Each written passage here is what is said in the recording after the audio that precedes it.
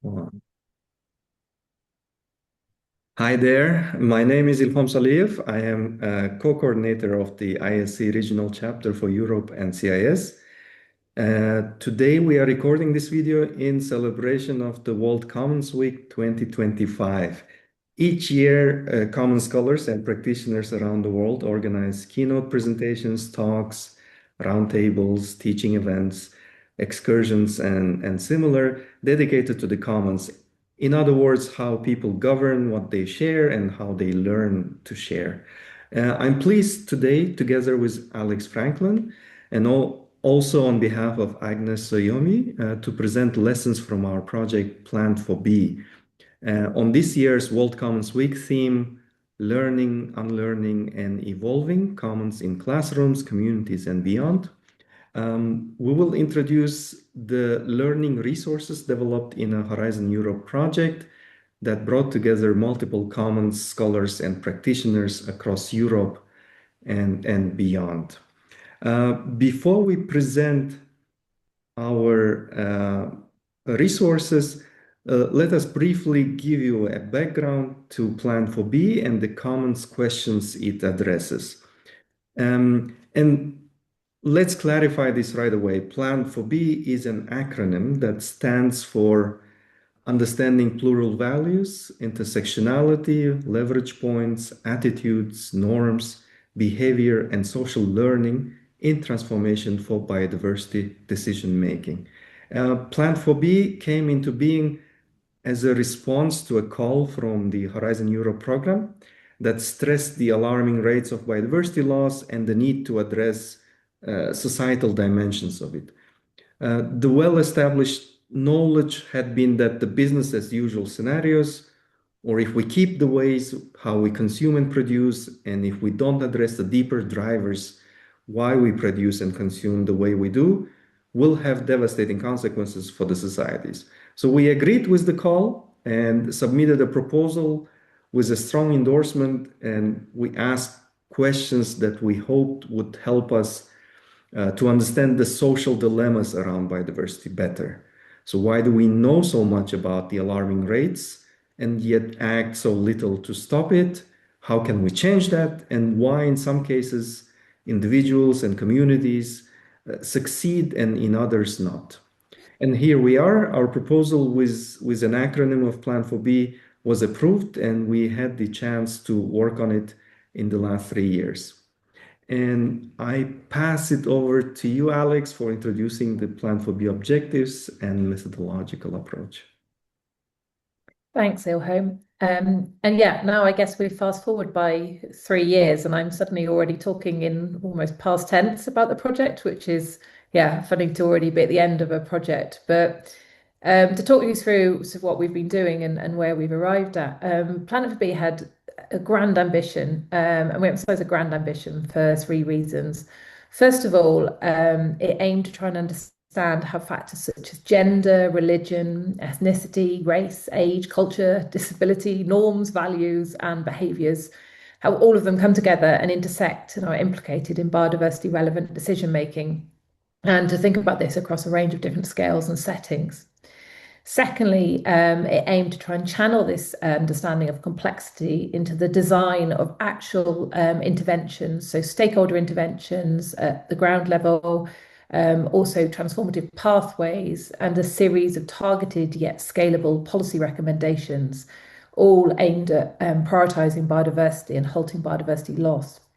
And then thirdly, this is a sort of particularly the grand nature of this, it aimed to achieve these ambitions at the same time. So this is something that really shouldn't be underestimated, not just trying to understand, but also trying to really then directly facilitate change. Is something which is a very genuine scientific and practical challenge. It's central to sustainability sciences. And the point being that if you're just achieving understanding, but in a way that you're not heard, there's a high risk that actually this understanding is going to have little value in practice. So Planet for Bee was really about taking this understanding forward, taking practical action, and really making sure, therefore, that we're making the most of the resources, the time and energy involved in this project. So To achieve these aims, we organised the project into 6 interrelated work packages, and the scientific aspect was really sort of central to work packages 1 to 4. So, firstly, work package 1, which focused on theoretical understanding of decision making, especially issues around intersectionality and biodiversity discourse. Work package 2, which is where we were doing the real sort of methodological work to think about interventions. So we reviewed, discussed, tested, and adapted a range of different behavioural and creative methods and methodologies. Work package 3, where we took it forward to 11 case studies, which we'll say a bit more about in a moment, to think about how to bring these methods together in particular situated and sectoral contexts. And then work package 4, where we synthesize the lessons across the pathways, thinking especially in relation to issues around decision making for policy. And then work packages 5 and 6, which were about the capacity building, communication, and overall coordination, where we really tried to build and connect the findings and understandings in a coordinated manner and communicate them out both within and beyond the consortium, particularly to a range of different key enabling players. We also worked to synthesize and synergize with our sister projects. So those were other projects funded by the European Commission to ensure that we were maximizing our reach and impact when thinking about transformative change for biodiversity decision making.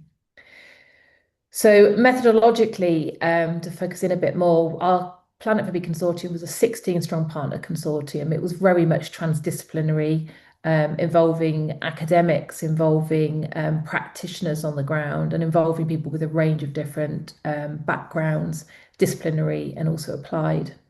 We worked together, as we've said, for 36 months, focusing around participatory action, thinking about action research through workshops, through interviews, through surveys, through experiments, through observations, through narrative and systematic reviews.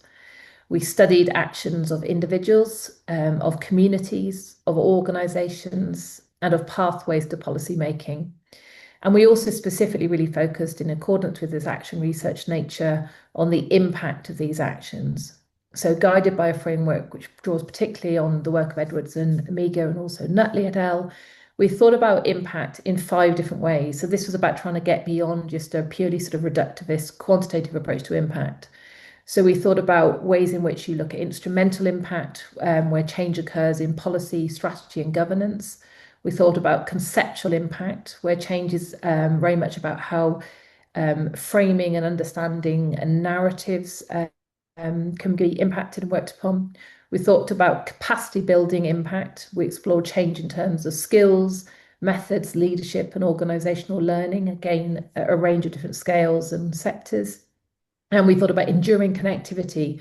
So this is really thinking about change, which occurs in networks and coalitions and cross-sectoral partnerships. And then fifthly, we thought also about, which perhaps my favorite, if I'm allowed to have one, thinking really about cultural and attitudinal impact. So how change can be seen in the way people care, feelings of belonging, relational values, and also overall feelings of nature connectedness. Thanks, Alex. And a few words on our conceptual framework in the project. Many common scholars and practitioners are probably familiar with this figure by Donella Meadows. Meadows kickstarted one of the most influential conceptualizations of transformation. In her work, Leverage Points to Intervene in a System, frustrated by the negotiations at the time, she suggested that if we could think of society and environment as a coupled system, she asked the question, how can we change that system? And suggests that if we put all the different types of leverage points and interventions to activate these leverage points together, we can see some sort of a continuum that go from more environmental or biophysical leverage points and interventions, such as developing infrastructure, creating buffers, organizing material flows, creating and dealing with delays in the system, to leverage points and interventions that target the social part of the system. Incentives, information, institutions, behaviors, worldviews, values, mindsets of people. The main argument of Meadows is to be transformative, we need to focus more on the upper part of the lever. According to her, here smaller changes can have stronger impact on the entire system. And now another work by Abson and colleagues extends this idea in an important way.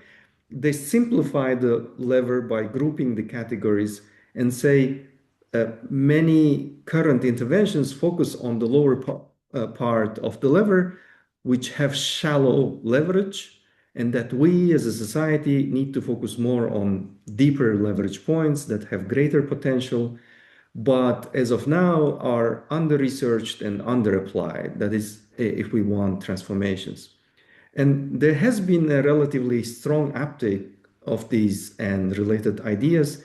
Many scholars, funding agencies, policy actors, and at multiple scales, global, regional, local, have now explicit references to these concepts.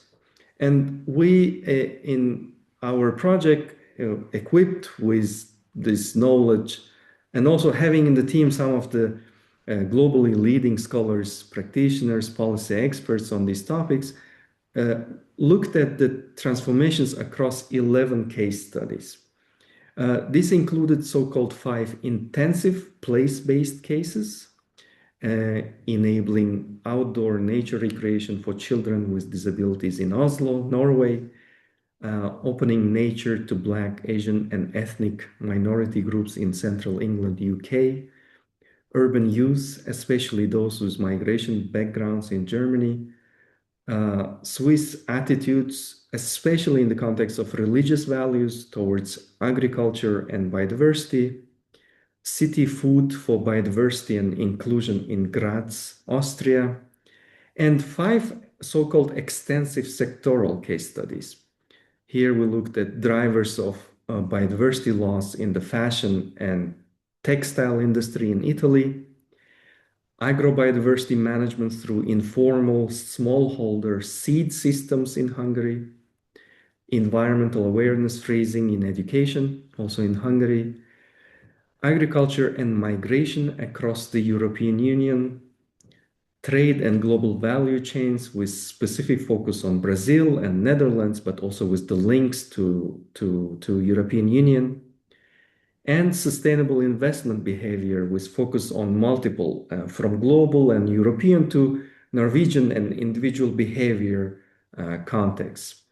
You can learn more about these case studies by exploring various materials available on the project website and watching also other videos from the project that are available on the website.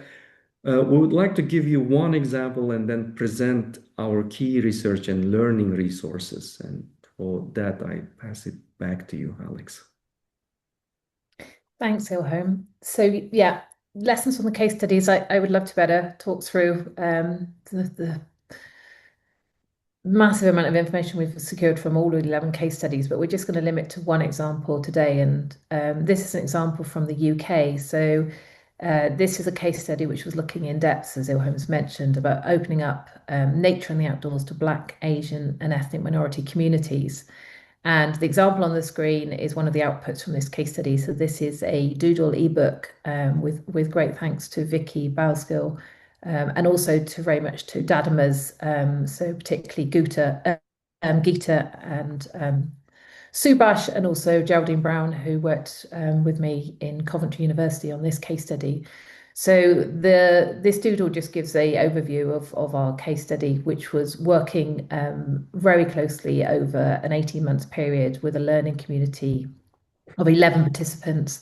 And our 11 participants were all members of Dadamas Walking Group, which is a network set up to promote access to the countryside through walking and learning about biodiversity through the process of coming together for monthly walks. Now, the learning community is a good reflection of the walking because it had across the participants ages ranging from 30 years to 70 years. So we had a full mix from parents to grandparents. And we worked together over the course of the 18 months to really sort of co-create and explore our understandings and knowledge of biodiversity. And we did this particularly by drawing on creative methods. So this included a range of different creative methods, in-person workshops, but also between workshops, working with a WhatsApp group, so sharing resources and ideas and knowledge, and centering this around having participatory filmmaking. And again, one of the outputs, which is on the website, is the film that the learning community produced, really understanding again different ways in which people can engage and access the countryside, but also what this does in terms of understandings for nature and biodiversity. And the impacts coming out of this learning community have been broad, but they've been particularly around sort of understanding the significance of intersectionality and looking at different cultural knowledges and cultural understandings of biodiversity, but also thinking about the significance of networks in terms of promoting through the learning community ambassadors to take forward Dadima's work so that these walking groups can also start taking place in other spaces and with other groups. And so if we go on to the findings, which are summarised in 6 key findings, 6 key sort of learnings from this case study. Firstly, the key point coming out, and I think this is something that sometimes maybe gets lost, particularly in these very large projects which look across all different scales, but it's really this point that small everyday changes matter. So it's really trying to think about how, if you can get people to feel empowered and feel the agency and the capacity to make change, that can then really have a ripple effect. It can have a sort of ripple or a domino effect, because it can start going from change at the individual to the family to the community, and just through all the different networks they're involved in. The second key learning was meeting people where they're at. So really making sure that what you're suggesting to people is relatable, that it's inspiring, and that it actually really sort of connects to action within their everyday lives. Thirdly, thinking about being really respectful, embracing plural knowledge. So one of the things with this learning community was really by taking the time to work with these people and understand actually how much is already known. So sometimes it's sort of this idea that certain groups of society don't know about biodiversity, but really it's about ensuring that you're working with them in the language that they're using and the knowledges that they have, and drawing those through. So fourthly, co-creating possibilities. So as I mentioned, really working together. This was a learning community because it was about understanding that expertise is dispersed. It's not about having professional experts. It's about working together, creating possibilities through transdisciplinary collaboration. Fifthly, ensuring relatable role models. And that's, a significant point to make sure that it's me presenting this case, but really fundamental in this case study, particularly were Geeta and Subhash, as also members of the Asian community who are leading this walking group. So it was their work which really inspired and brought this learning community to life and all the results that it produced. And then sixthly, a lot of time spent during the workshops really understanding deeper connections with ancestral memories. So really understanding how it's not just the everyday lives that impact what people do, but it's also about helping them trace back through different generations to understanding where their connections with nature, the environment and biodiversity actually are seeded from, and how to take those forward. Okay, so that's a very short example of some of the work that was done in one of the case studies. What we'll take you through now is the output. So firstly, the carefulcourses.com, which is a platform of courses and resources. And just to give you an oversight going through, so if you go to the carefulcourses.com site, you'll land on the Careful Courses, but you can also see, which we'll come back to in a moment, a range of different methodological approaches, and also game resources. And also you can see other courses, if we go to the next slide at home, other courses which are available. So these are courses which are aligned as what we've been trying to do in Planet for Bee, coming from different projects. So for example, at the moment on there is Careful Scholarship, which is really nicely aligned, particularly for focusing on working with doctoral students and careful doctoral supervision. So if we take a look in at the courses that came out of Planet for Bee, so we designed courses tailored for 4 sets of key enabling players. These were, as you can see, policymakers, and thinking particularly in this context, policymakers at the local municipality level, civil society and non-governmental organisations, researchers are thinking about academics and their role in research-based intervention, and then also businesses. And we drew for these courses on the learning and finding that had come through from the 11 case studies, and also the work which we mentioned we've been doing, looking at testing and adapting different engagement methods through the consortium as well as with the learning communities. So for each of the courses, it takes you through a user guide for how to access the course and the different resources. And then you can choose to work at your own pace. You can choose to work in a different order. You can choose to sort of just pick through some of the elements if you don't have time to do the full course. So it takes you through an introduction to biodiversity across all the courses. And then it specifically introduces you to engagement methods relevant depending on which targeted enabling player set you happen to be. It talks you through how to work with, how to establish and work over a long period of time with a learning community. And then also it walks you through different ways in which to monitor and assess the impact and ensure that you are delivering impact. Underneath on the page, which you can skip straight to, or you can work through with the courses, you see a range of different methods. So again, these are really targeted to the different key enabling groups.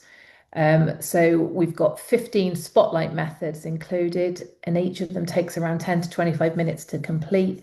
So for example, just to pick one of them, we've got things like biodiversity in your cupboard, which is an exercise to work with people to look at the different foodstuffs you've got in your kitchen cupboard, and then to bring them together to have a conversation thinking about actually the impact of these different food products and the ways in which we shop for them and cook for them and where we bring them from, how they work in supply chains and how that impacts on biodiversity, and also sort of geopolitical arrangements around food systems. So the courses give you practical guidance on how to run these methods, reflective prompts. They suggest different adaptable questions that you can use with the groups you're working with. And they also give you links to a range of other relevant resources and engaging videos if you want to expand on how you're using the method. So we've also then got some adjusted materials for educators. So these are a set of courses, 4 courses specifically for people who are working in schools. So working with students 16 to 18 years old and also above 18 years old. But we also have resources on there for the teachers themselves. So they're looking at courses around biodiversity and the natural world in crisis, an opening methods, an opening module course. We're looking at food sovereignty issues, looking at fashion-based issues around just and slow fashion, and then also thinking about health and well-being, looking at the benefits of connecting with nature. And these courses are designed to be teachable within a 1-hour block, but also with a range of different engagement methods, so you can expand the time if you've got more time in your curriculum to teach to. And talking again about the engagement methods, that takes us on to the careful resources section on the website. So what I'm going to do now, before giving you a couple more examples from there, is just pass over to Ilham to talk about one of the feature sets of methods we've got in the resources, which is a Pathbreak game series. Thanks, Alex. Now I'm going to introduce the Pathbreak game series. In Plan for B, we have developed experiential learning games that will hopefully help participants to understand the complexities of these unsustainable paths we are on and how to break them. The first such game is the Pathbreak, a biodiversity food governance game. In this game, 7 players and 1 facilitator sit around the table and make decisions about consumption and production. We have developed this game with the motivation to create a tool which allows participants to explore not just the direct drivers of biodiversity loss, but also indirect drivers and underlying causes. In line with the recent IPBES transformative change assessment that probably most of the viewers will be familiar with, that reiterated the importance of addressing deeper social dimensions of biodiversity loss and importance of addressing such drivers as institutions and governance, values and behaviors, and also even further power-related dimensions. With all of that in mind, we have created a game and tried to calibrate it based on a behavioral econometric model.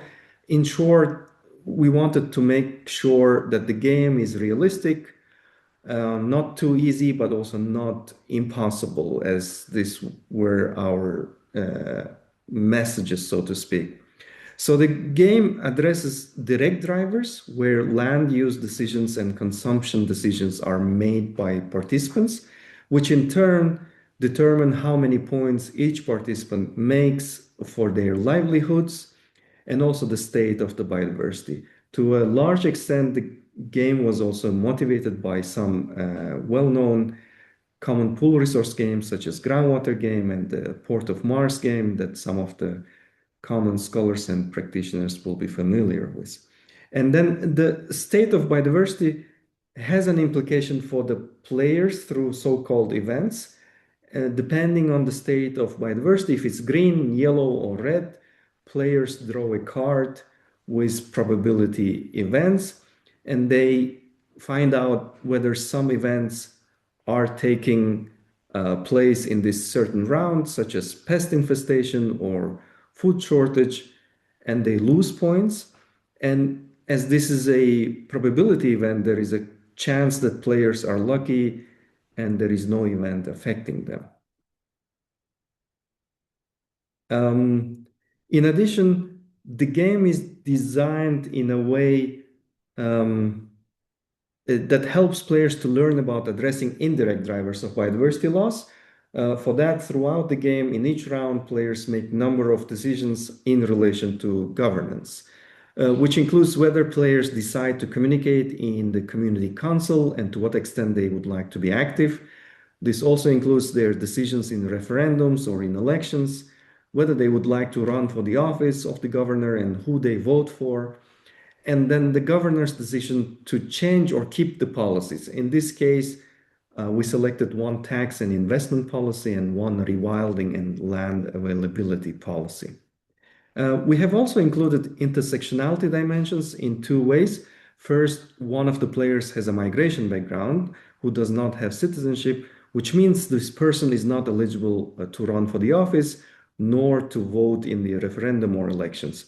Second, we have also included a short profile information for each player that includes their livelihood status and their views towards agriculture, the environment, the broader societal freedoms and responsibilities.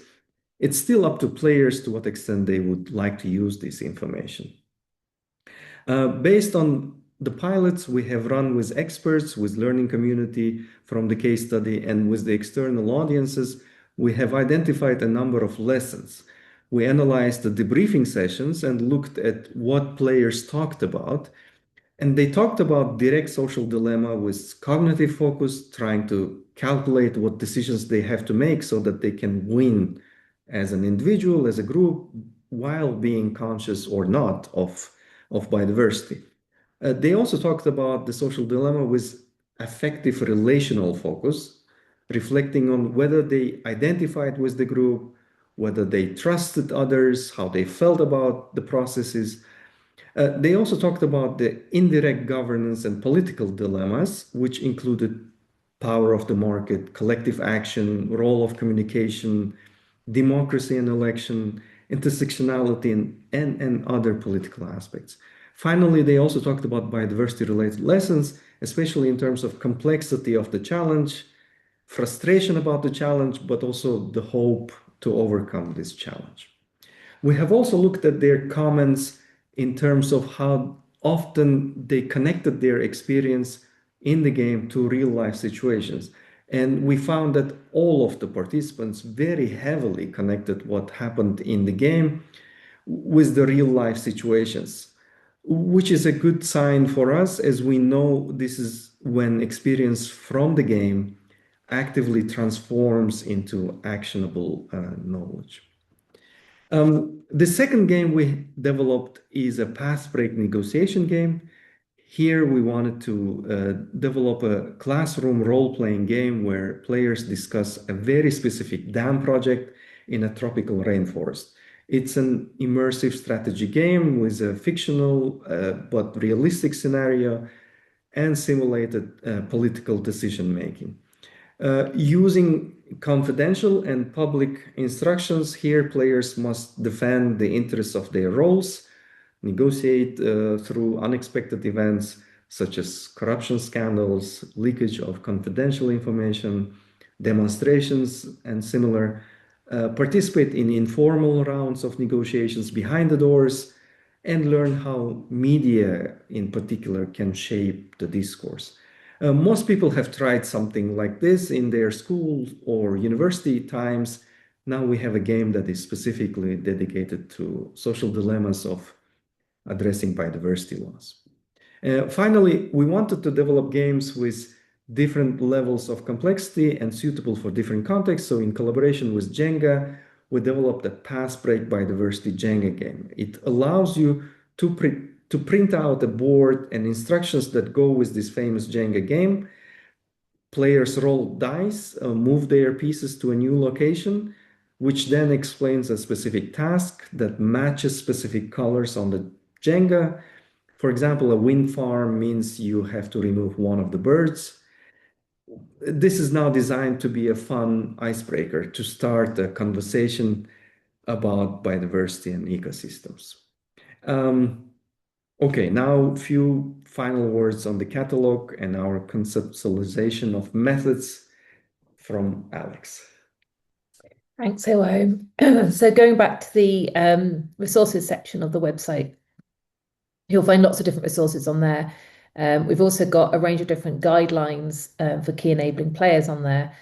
But focusing in on the catalogue brings together and captures a summary of the range of different methods, which we really showcase through the Planet for Bee project, where we worked in the different case studies with the learning communities and also stakeholder boards within the case studies. So in this catalogue, you can find a range of different examples, including methods for storytelling and expression, sensory and material engagement, play and game-based learning, like Ilham's just been illustrating, systems and behaviour, and also dialogue and reflection.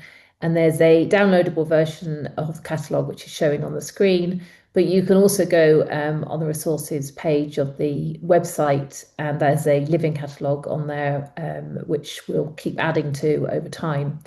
And so that's also got shortcuts to the methods, the spotlight methods, and also a range of different snapshot methods, which are featured in the courses. And also in the catalogue towards the end of the catalogue, you can find our reflexivity situatedness matrix, which we've brought together to help you think about both the types of methods that you want to select, depending on whether you've got sort of certain expectations with regards to the volume of people you want to be working with, or the time that you want to work, the type of changes that you want to make. So it helps you really think about whether you're looking for methods which are really thinking about working in a very sort of deep reflexive way over a longer period of time with people, or whether you want methods which are about trying to address issues around choice architecture and work with a bigger volume and group. So it thinks about the degrees of reflexivity and the degrees of situatedness that the different methods are going to be sort of focusing around, and how you can bring these range of methods together in an optimal way. And then finally, if I just take this chance to say a massive thank you to everyone that we've worked with. None of this would be possible without the vast range of people we've worked with over the 3 years. I've mentioned just a fraction in this presentation, but we've got our different consortium partners. We've got the sister projects we mentioned that we've worked with. We've got the incredible volunteers who work with us in the learning communities and also stakeholder boards. We've got our stakeholder advisory board who guided us all the way through the project. And last but by no means least, the funders, the European Commission, the UKRI in the UK, and also the Swiss financing, which really did make this level of ambition possible. And yeah, I pass over back to you, Ilham, just for a mention on what comes next. Yeah, thanks, Alex. Exactly. While Plan for B has officially concluded at the end of October this year, we are very lucky that its legacy will continue to live also through many other initiatives. And one such very specific initiative is the Horizon Europe project DAISY, which focuses on digital, technological, and social innovation mixes, enabling transformations for biodiversity and equity. And we have the privilege of being part of this project with Alex and Agnes. It unites 7 partners across Europe, also has a specific case study dedicated to the commons. We will study common initiatives in agriculture, analyze them in depth, understand their power and limitations to transform societies, and develop tools that are hopefully helpful for both scholars and practitioners. But there are many more cases and useful resources that hopefully will come out from this project. And this is probably a good place for closing our presentation. I thank you for your attention and happy World Commons Week, everyone. Thank you.